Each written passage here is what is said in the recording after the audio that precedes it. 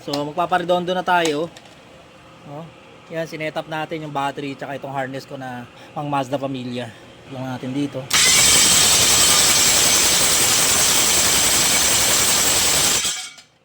So siguradong mabilis dapat mag oil pressure to.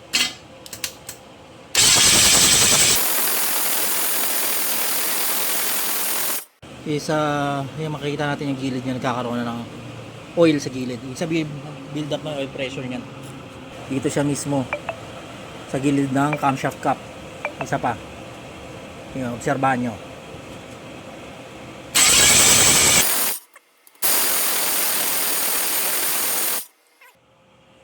So maingay lang siya dahil wala siya sa solid na posisyon. Dahil nga naka starter natin naka-fix lang sa backplate.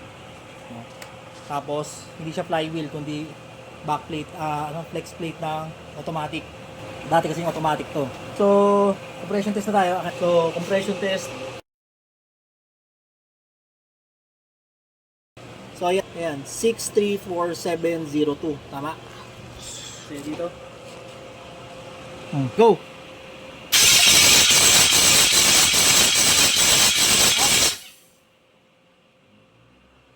So ayan, no. Unang pitik pa lang nag 100 na, tapos ito nasa 150 PSI. No? Di pa tayo, piston 2. Dito ka, dito nakaharap eh. Piston 2. So piston 2, compression test. Go. 100 agad. 170 siya. So ayan. Piston 3, pakita mo piston 3. Ayan, piston 3.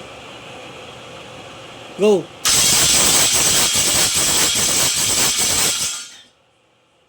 So ayan, mga 170 rin. Piston 4. Go. So mga balikan lang natin yung 1, no. Ito yung nag 150 lang kanina eh. Tingnan natin. Wait. Sige. Yung 75. Tumaas naman ngayon. So, syempre mas umandar siya ng umandar, mas tataas yung compression niya. Talaga galing sa tunog. So, hindi pa tayo wet compression yan ha.